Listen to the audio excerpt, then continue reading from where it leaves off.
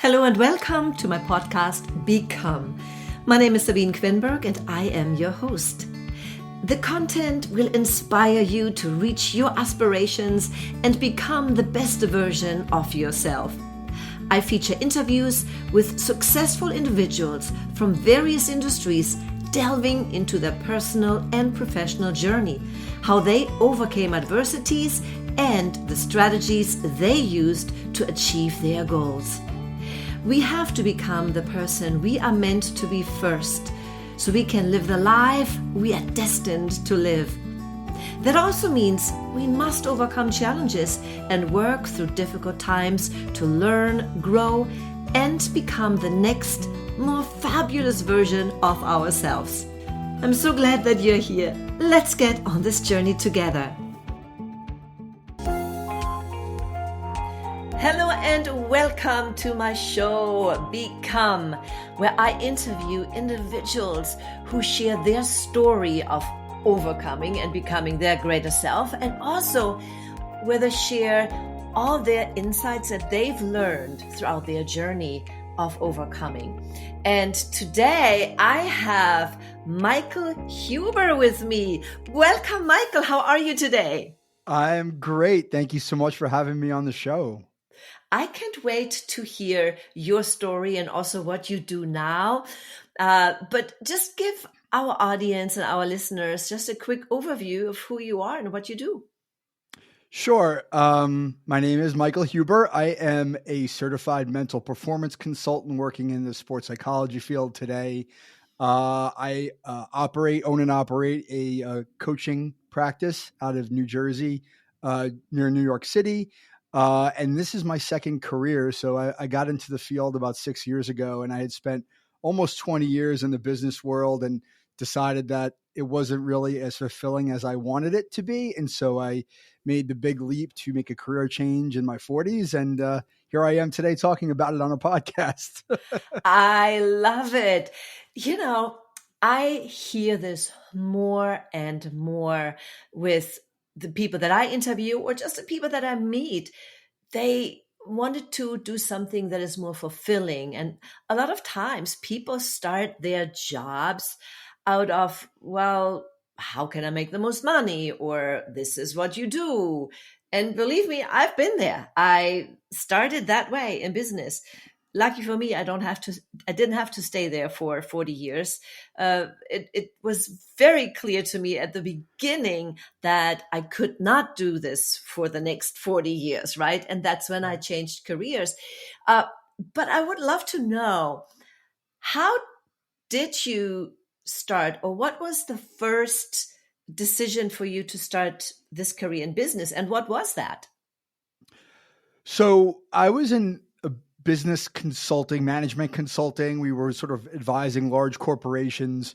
I had gotten my first master's degree in 1999. And like you said, like it was a matter of, hey, I want to find the job that makes the most money and that I could, have, disposable income and I could live in a good place. I was living in Chicago at the time. And, for me, working was just about money. Right. There was really no thought put into like, oh, I really want to do this. I just sort of fell into it. And I was good at my job because I took it very seriously and I worked really hard. But the longer I spent in the field, the more I had that feeling of like, this is just not for me anymore. Yeah. And it was very, very soul crushing. 15 years in, I really started to question like, why am I getting up every day to do this? Oh, that is a good question. But you know what? This is the first question that we have to ask ourselves. Why am I doing this? What is mine to do? Right? And I also see it's an individual journey for each one of us. And it doesn't matter how short, how long, it is just right for you. What was the process for you, Michael, that once you came to that realization that you started shifting and changing and eventually then said, this is it? That's a great question. And it definitely took me some time. I went from a place of questioning what I was doing, like, why am I doing this, to use your words, like, what's my purpose in this, to, okay, like, I don't really know what I want to do next, but I know that I want it to be something more meaningful. And so I luckily found a career coach who helped me through the process of figuring out what was going to be my next step, career step. So it was really a pretty, involved process of thinking about not only the subject matter of the work that I wanted to do, but like, what did I want it to look like? Meaning like, why am I doing it? But also like, how am I doing it? Am I working for somebody else? um, where am I working? What do I want my workplace to look like? How much money do I need to make just to survive? And so we sort of went through that whole exercise of thinking through all these different elements of what an ideal career might be for me. And after a year or a year and a half, which took a lot of time and a lot of energy for me, like in the process, I came out the other side with sports psychology because it kind of checked a few boxes. One is first and foremost, I wanted to have a career where I was helping other people, in a more meaningful way, like really being of service. Secondly, I wanted to work for myself. I wanted to start, I wanted to go into a field where I thought I could start my own practice and my own business, which I've done. And third, I wanted to do something in sports, was sort of like a childhood dream, and when I was younger, I just didn't understand how to do that, how somebody gets into the sports world and all these things. So like, I was just ignorant at the time. So like, I was able to put all those things together in a very conscious way and then pursue this career path that was very, very specifically curated, which was 180 degrees opposite of my first experience. So tell me, when you came to that realization, you wanted to help some people, and were you into sports or were you into psychology? How did those two connected? Really, really interesting. So I've always been into sports, but as I've gotten older, it's less about the entertainment or even the participation in sports. To me, it's more a vehicle where, like, if I think about my own experience in sports, because I was an athlete growing up, and even in adulthood, I've been an athlete. The sports has been a place where I can really be authentic, like personally, like individually. Like that's a place where I feel I can go and be myself without having to sort of put on any sort of act or show for people. Like that's just who I am.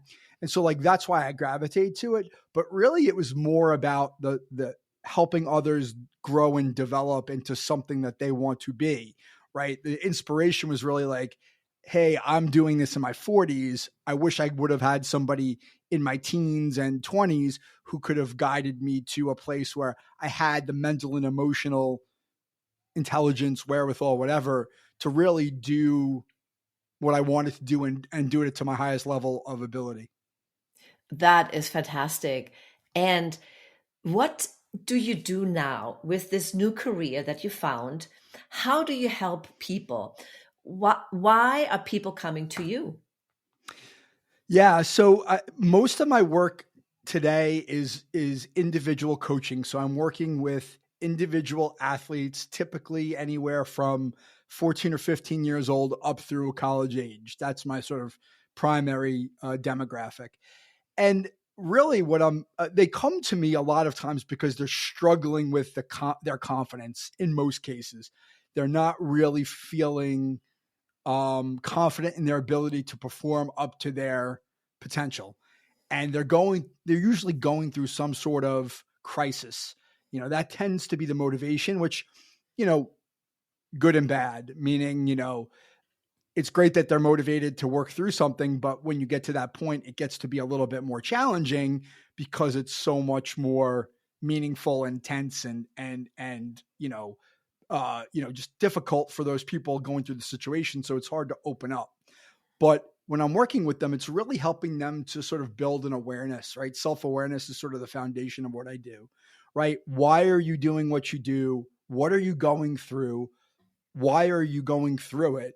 And what could you be doing differently to make sure that you're able to sort of undo maybe some of the challenge or damage that you've had, but also building skills so that in the future you can work through challenging situations on your own without having to come to somebody like me. And that's very similar to my own personal experience, where the challenges I've been through in my life, I've had to come to a point of desperation of like, I can't do this anymore and I need help. And then when I got help, it was like, oh, I see now, like I understand. And now I can go do it on my own. And that's where I want to be. I want to be that person for these young people who could say, hey, okay, here you are. Yes, it's challenging. I know it's hard. I'm going to help you through it. But now you're going to be able to go forward and be a better version of yourself all the time because you have these skills and abilities. I absolutely love that. And that gets to a point that is so overlooked in today's days.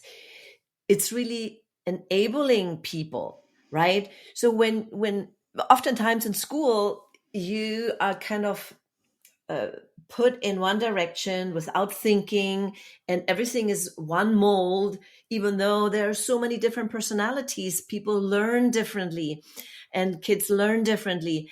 And then, of course, the stress that comes along with our modern society and social media and so forth, I believe that has also a big impact Sure on does. youth, right?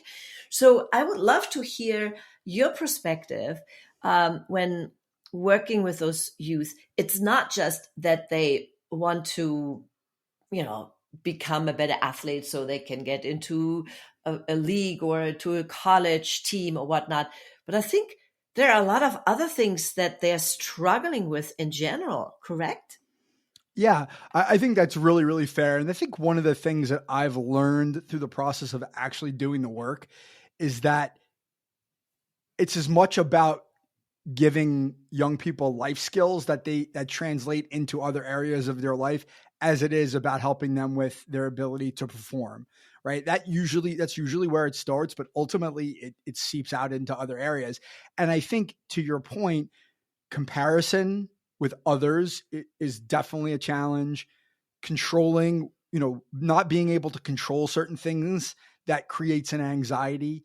This sort of element of like the external world really challenges them because there's so much comparison and there's so many people, so many eyeballs on them. And there's a pretty universal prevalence of perfectionism Mm. to varying degrees of like, I can't make a mistake or I can't have somebody see me be a failure because I'm under the magnifying glass, and they really, really struggle with that.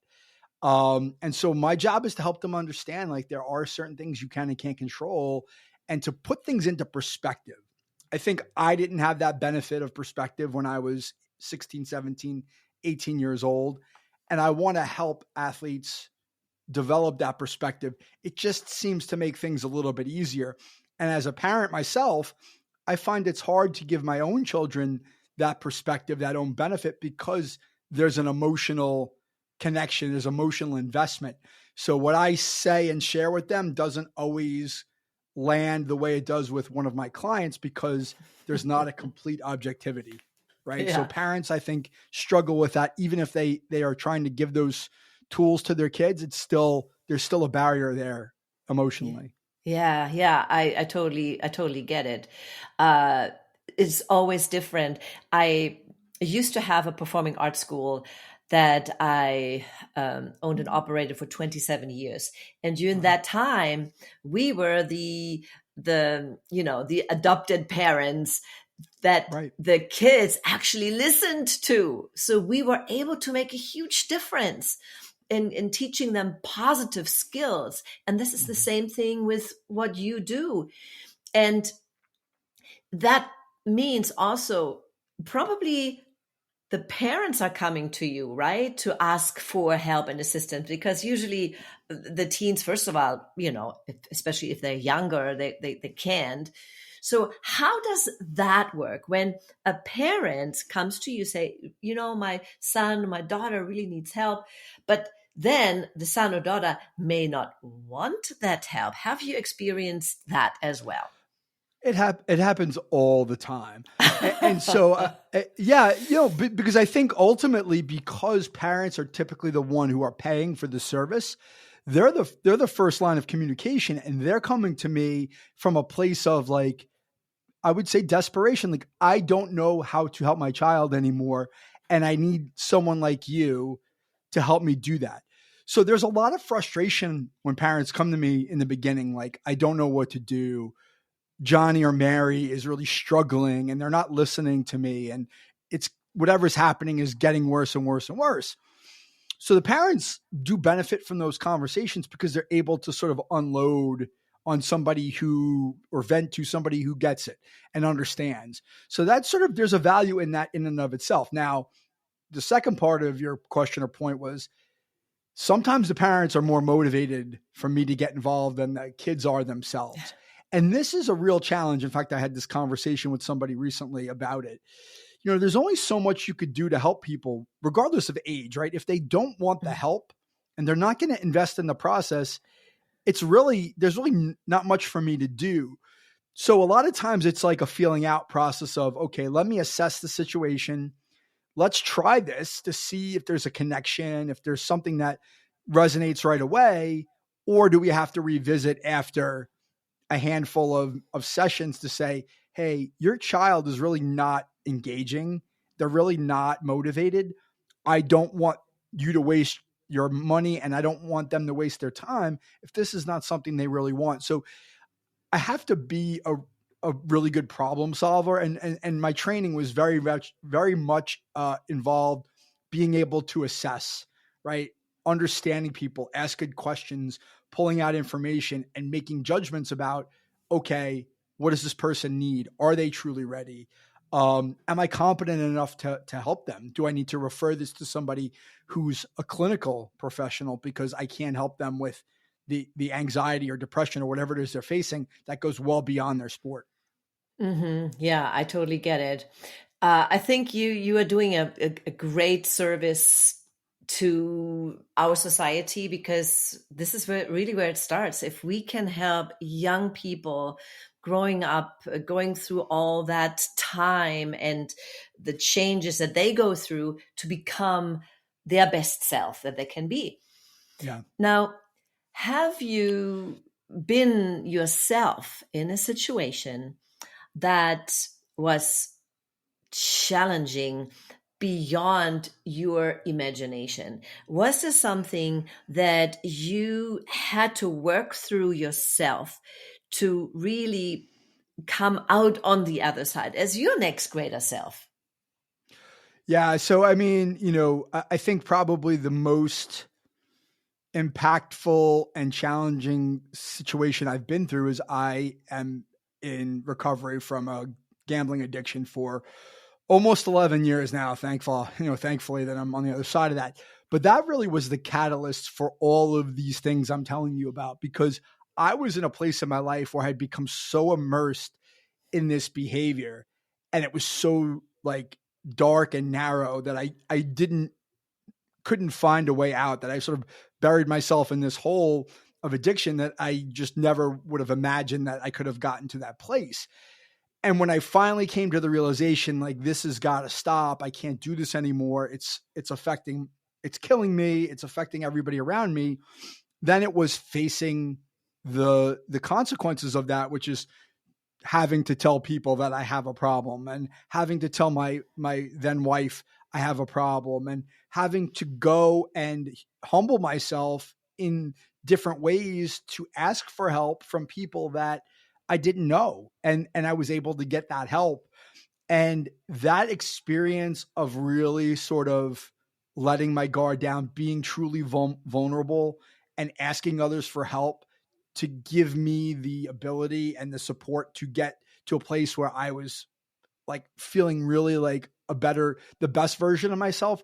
That was the inspiration for the work that I do. I didn't want to work in the addiction space. I didn't necessarily want to be a therapist or a counselor. A lot of people who go through addiction and come out the other side go into that. I didn't want that, but I did want to take that experience and be able to share it with other people, particularly young people, because they're just so impressionable and they have, this need for the support like you referenced. And frankly, I like young people better than adults in a lot of ways. I relate to them really, really well. And it was a natural fit, but it was that experience that really led me to take the risks that I needed to take, good risks, to get to this place that I'm in now. Wow, that is fantastic. Yet, I interviewed several people who went through addictions and mostly alcohol or drugs. But the gambling addiction, that is a little bit harder to grasp for people. It's interesting that we have this conversation because I just came back from Las Vegas, which is the big gambling town, as you know. But actually, we didn't gamble, even though we said, oh, yeah, Right. we're just going to have like $50 and put it in the machine just for fun, right? But we were in Vegas a couple of times in the past. This time we wanted to see the sights and the Grand Yeah. Canyon and stuff like that. So, but I know what you're talking about. It can become an addiction. So I would love to know from you, what kind of gambling addiction? Was it just online comparing you with others, or was it with money? Because that can be also that addiction to, oh, if I can just bet another dollar, I can get $2 out of it, and so forth, of course, on a bigger level. So what was that? Yeah. So first of all, I think you kind of hinted at it. It's a very difficult behavior for a lot of people to understand because there aren't necessarily outward signs and symptoms. So I grew up around gambling and I started gambling at a very young age. Typically, it was on sports and it was on horse racing, but I gambled on everything. I was in casinos and I, played poker and I did all these things. So there wasn't really anything that I was like, I didn't do, but really ultimately at the end, when the addiction got really bad, it was betting on sports and it was betting on horse racing. And it was really, for me, it wasn't about the money, at least as I understand it myself. It was more about immersing myself into the behavior that allowed me to sort of escape from reality, right? All of my issues, my problems, like I was just immersed in this behavior that was sort of a way out from like a job that I didn't really love. I was a new father and that was really, really stressful. And I was, fairly newly married. I mean, there's a lot going on in my life and I didn't know how to handle it. And gambling was a really, really safe, at the time, felt like a safe place for me to just sort of just escape. And people didn't understand that because you can't see it, right? Most people are normal gamblers. They don't gamble at all. And it just becomes this like obsession mentally, just sort of just addicted to the process and the behavior, not as much the money for me. At least that's the way I saw it and the way I see it now. Yeah, it's interesting that you said that for some people maybe the money, and that's when they're really going downhill and borrowing and getting really into a financial crisis. But as you said, any addiction is really an Yeah. escape of reality, escape of their problems, escape of I can handle it, or it makes me feel better because Yeah. like an addiction, it gives you that high, that emotional high. All those quote unquote happy hormones are being activated in your body, and people really don't understand that, Yeah. and so that makes them feel good. And hey, here you are. But Yeah. when how did it occurred to you, and how did this behavior came to that point that it was an addiction? Was it like you just had to do it every day or to a certain hour? So give us a little handle on that, how that really became that addiction. How did it manifest itself? Yeah. So I would say this. I think the first time I realized I had a problem was when I was in college. But I just wasn't ready to take the steps to admit that I had a problem and that I needed help.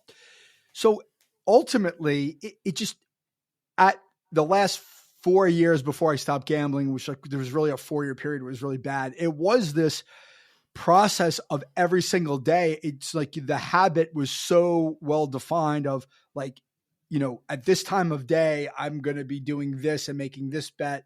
And then I'm going to watch these games at night. And then I'm going to wake up in the morning and I'm going to do it again. Right. So it became this just like almost like automatic autopilot of like, I'm going to do this and I can't pull myself away.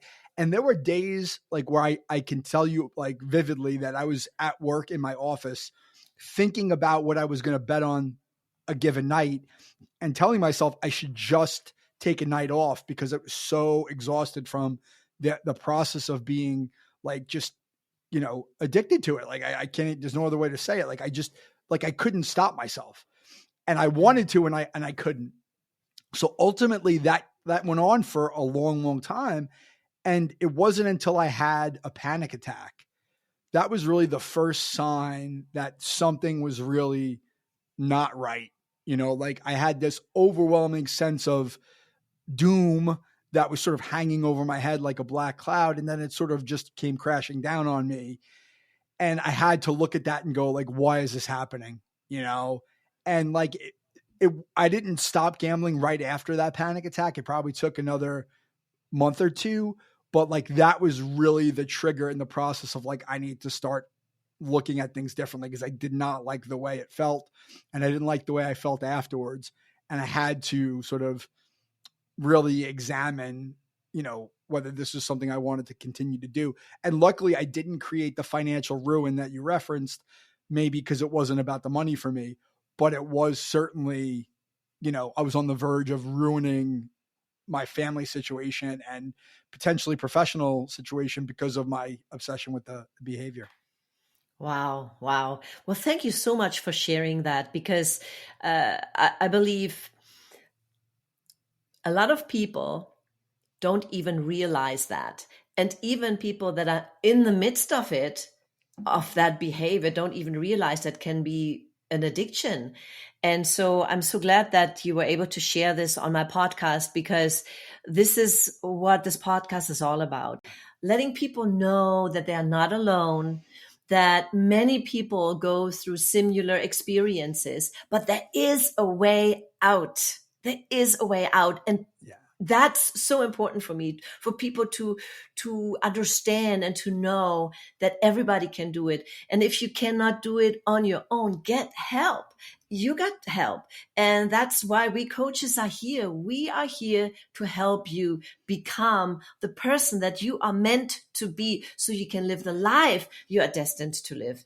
And Michael, you are a great example for that. So thank you so much for being here. So if someone wants to get a hold of you, how can they do that? Yeah, I'd say the best way to do that is to visit my website because everything you could possibly want to know is there. So the website is Michael V as in Victor Huber, HUBER.com. So my contact information, my socials, my podcast, the Freshman Foundation is there, blogs, everything is there. So if you wanted to get in touch with me or learn more, that's the place to go. Thank you so much. And I will make sure to put it in the show notes as well. Again, thank you, Michael, for being here. And I wish you much, much success on your path. Thank you. Thank you for having me. That was my interview. And if you enjoyed it, give us a 5-star review, leave a comment, and share it with your friends. Thanks for listening. Until I see you again, always remember, serve from the heart, follow your passion, and live the life you imagine.